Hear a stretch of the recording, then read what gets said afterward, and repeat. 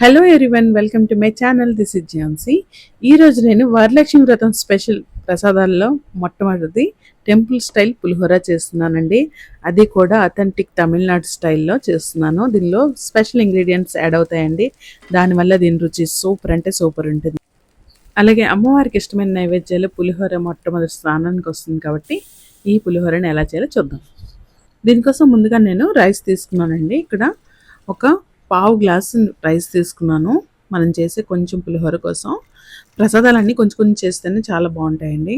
So ఆ రైస్ని చక్కగా కడుక్కొని సరిపోయినంత వాటర్ వేసుకున్నాను. 1:2 రేషియోనే కానీ కొంచెం తక్కువ వేసుకున్నాను. అలాగే కొంచెం పచ్చెనగపప్పు ఒక స్పూన్ యాడ్ చేశాను. అలాగే సరిపోయినంత ఉప్పు వేసాను, గడ్డుప్పు. అలాగే ఒక పావు స్పూన్ వరకు పసుపు కూడా వేసుకున్నాను.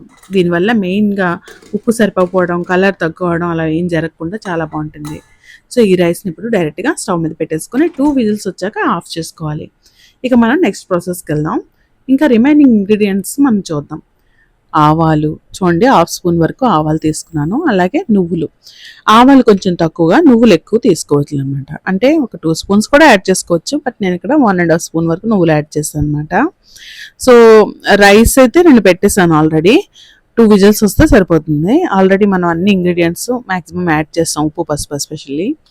సో నువ్వులు కావాలంటే మీరు ఇంకొంచెం ఎక్కువ కూడా తీసుకోవచ్చు. ఎంత ఎక్కువ వేసుకుంటే అంత బాగుంటుందండి. సో ఇవి రెండు కలిపేసుకోండి. వీటిని స్పెషల్గా ఒక పొడి తయారు చేద్దాం. ఈ పొడి వల్లే ఈ పులిహోరకి ఒక అద్భుతమైన రుచి వస్తుందండి. ఎప్పుడు ట్రై చేయకపోతే కనుక ఇప్పుడు మాత్రం ట్రై చేయండి. చాలా ఈజీగా అండ్ డెలిషియస్గా తయారు చేయొచ్చు. అలాగే మనం తీసుకున్న క్వాంటిటీకి సరిపోయినంత చింతపండు అనమాట. అది అంటే ఒక పెద్ద నిమ్మపండు సైజు అంత చింతపండు తీసుకున్నాను. నేను ఇక్కడ తీసుకున్నది 1/2 కిలో రైస్ మాత్రమే.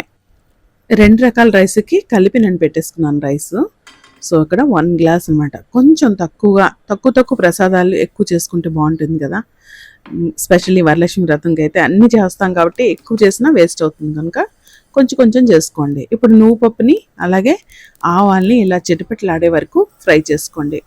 పెనం బాగా వేడెక్కిన తర్వాత దానిలో వేసుకొని జస్ట్ 2 మినిట్స్ కూడా ఉంచక్కర్లేదు, ఇంక చక్కగా వేగిపోతాయి. చల్లారాక మెత్తని పొడిగా మిక్సీ చేసుకోండి. ఇది పక్కన పెట్టేసుకుందాం.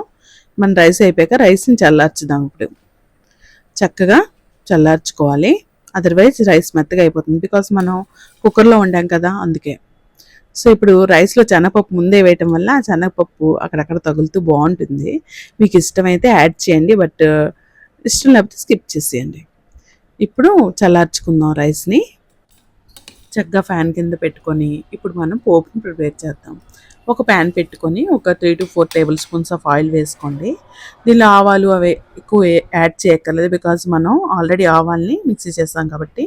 అందుకే కొన్ని మాత్రమే ఆవాలు వేయండి. ఒక 1/2 స్పూన్ వరకు మినపగుండ్లు వేసుకోండి, అంతే. తర్వాత వేరుశనగ గుడ్లు ఒక 1/2 కప్పు వరకు వేరుశనగ గుడ్లు వేసుకోండి, సరిపోతుంది. ఎక్కువ కావాలంటే యాడ్ చేసుకోవచ్చు. అలాగే జీడిపప్పు కూడా యాడ్ చేసుకోవచ్చు. ఇప్పుడు ఎండుమిర్చిని యాడ్ చేద్దాం. మనం ఈ రెసిపీలో పచ్చిమిర్చి వాడలేదు.